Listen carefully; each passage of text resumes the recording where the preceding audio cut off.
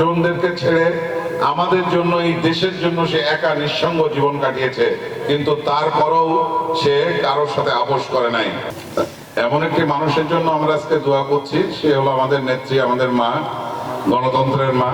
তার রাজনৈতিক জীবনে কখনো সে আপোষ করে নাই, কোনো দুর্নীতির সাথে তিনি সংযুক্ত হন নাই, এবং এই দেশ ছেড়ে, আমাদের ছেড়ে, এই মাটি ও মানুষ ছেড়ে সে দেশের বাইরে যাওয়ার জন্য একাধিকবার তাকে চাপ দেওয়া হয়েছিল, প্রেশার দেওয়া হয়েছিল। সেই প্রেশারে সে আমাদেরকে ছেড়ে কখনোই যান নাই।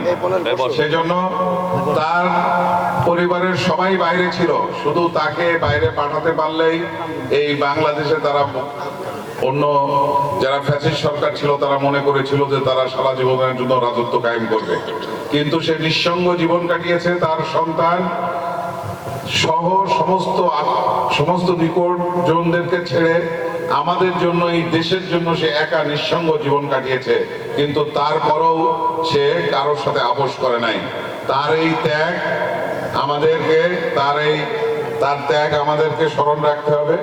এবং আমরা শুধু দোয়া নাই, আমরা যখন যে যেখানে নামাজ পড়বো, নামাজ পড়ে আমাদের মায়ের জন্য দোয়া করবো, আল্লাহ যেন বেহেশত নসিব করে, তার শোককে শক্তিতে রূপান্তরিত করে আমরা সামনের দিকে এগিয়ে যাব।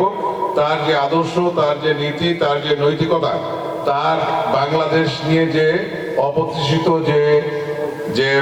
যে স্বপ্ন ছিল, সেই স্বপ্ন আমরা পূরণ করব, এবং সেই স্বপ্ন পূরণ করে আমরা এই বাংলাদেশকে একটি আধুনিক বাংলাদেশ এবং সমৃদ্ধিশীল বাংলাদেশ হিসেবে আমরা আগামীতে তৈরি করব।